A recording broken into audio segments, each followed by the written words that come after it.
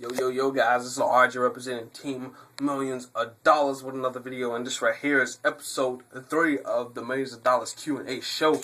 And this episode right here was created by GW Productions for a good friend of mine. I am honored to call him a good friend because this guy is supportive. I'm supportive of him, and he knows that. And I mean, he's just a good friend. Thank you, man. And send 4 questions. They're all wrestling questions, and basically what the whole idea with this is, you send in 3 to 4 questions, and or a topic enough to cover the whole video, and me and Sean would do it all. We'll do it all. We don't care if it's at nighttime. We will get on our phones, on our webcams, and we'll do a video just for you guys. It doesn't matter. We're here for you guys. We're Team Millions of Dollars, all of us, all together. And yeah, so this episode, like I said, was created by GW Production 04, and thank you for the questions. And his first question is, what is my favorite tag teams in the 90s? Well, that's simple. The Hardy Boys, Dudley Boys, APA, Kai and Tai, even though they were a jobber tag team, Harlem Heat, and the Steiner Brothers. Well, the Hardy Boys, they were Daredevils. You know, they brought the excitement to most matches and all that stuff. And they had good matches with Edge and Christian and Dudley Boys, even the APA and Tess and Albert. So they had some good matches with those teams. And like I said, Edge and Christian, they were also like them. They were kind of like Daredevils too. They were like Daredevils and Grounder and Pounders too. And you know, that's all you could ever ask in a match. And Edge and Christian was just absolutely amazing.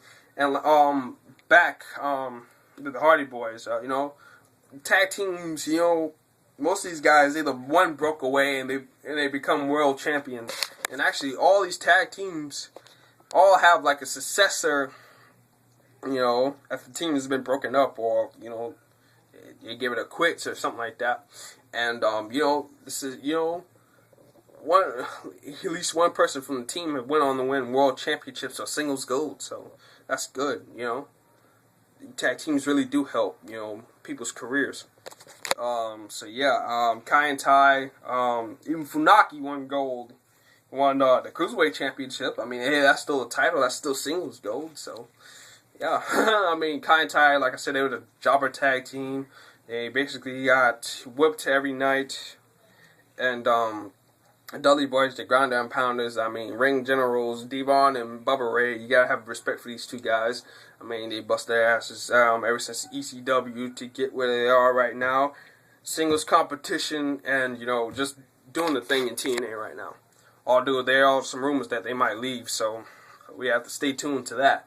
Harlem Heat, great, you know, good charisma between those two. I absolutely love Booker T and Stevie Ray, and I would love to see Stevie Ray kind of make a little comeback, even if it was a role kind of like Booker T did, commentary, or you know, general manager, or somebody's manager, you know, maybe even. So yeah, that'd be pretty good, and pretty cool. But Harlem Heat all together, they were great, and I love this tag team. Same thing with the Steiner Brothers. They had their charisma. Scott Steiner is absolutely amazing. Everybody knows I love this guy. Rick Steiner, he was kind of like the serious one in the bunch, but it worked, and the Steiner Brothers were a good, successful tag team because of it. So, question number 2 is from GW Production as well, and well, question number 2 is, do I want to see the PG era end? If it ends, do I want to see something similar to the Attitude Era? Well, I do want to see the PG era end. I do, because I missed the bikini contest, I missed the bra and panties matches, I missed blood, I missed hardcore matches altogether. So yes, I want to see the PG era end. I do want to see it end, but do I want to see it similar to the Attitude Era? No, I don't. You know, I don't, because what was done in the Attitude Era was done in the Attitude Era, and what was done in the Attitude Era can never be replaced or, you know, duplicated. So I don't want to see it go back to the Attitude Era. Now, something similar to the Attitude Era, yes, I am all for it. I am all for it. Yes, so that's kind of my answer to that question. Number 3, what are my thoughts on ECW? One word: unique. Rhino, Raven, Sabu, Rob Van Dam, Tommy Dreamer, Balls Mahoney, I'm about to say Kevin Thorne. He wasn't part of the original ECW. New Jack. All those cats made ECW what it should be and what it should be today.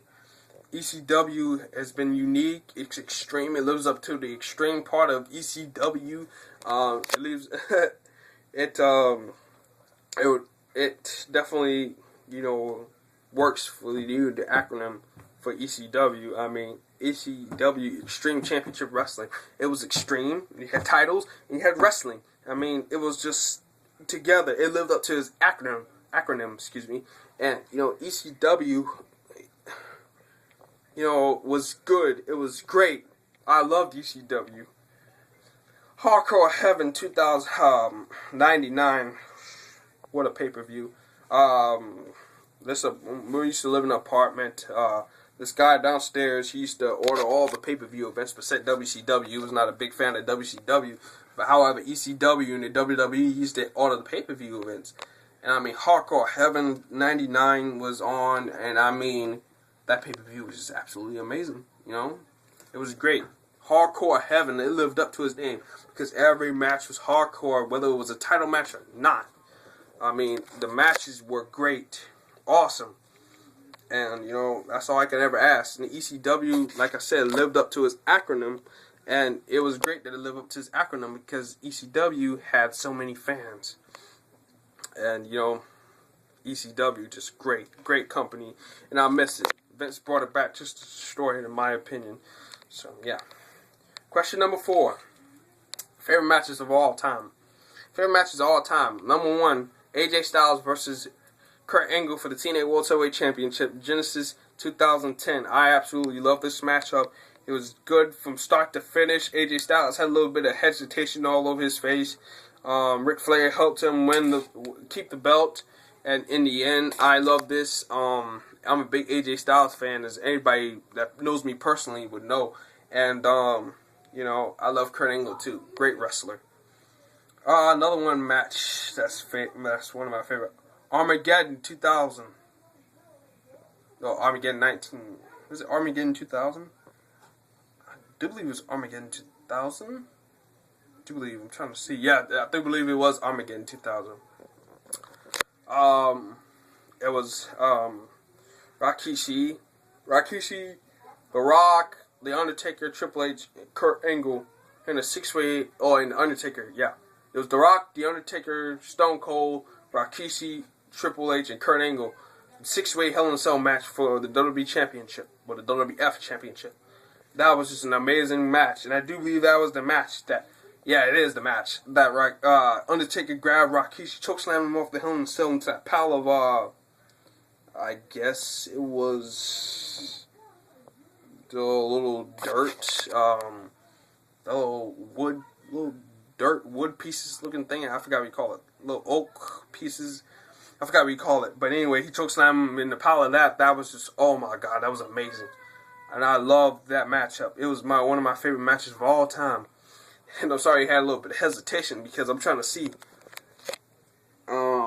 Yeah. So, yeah.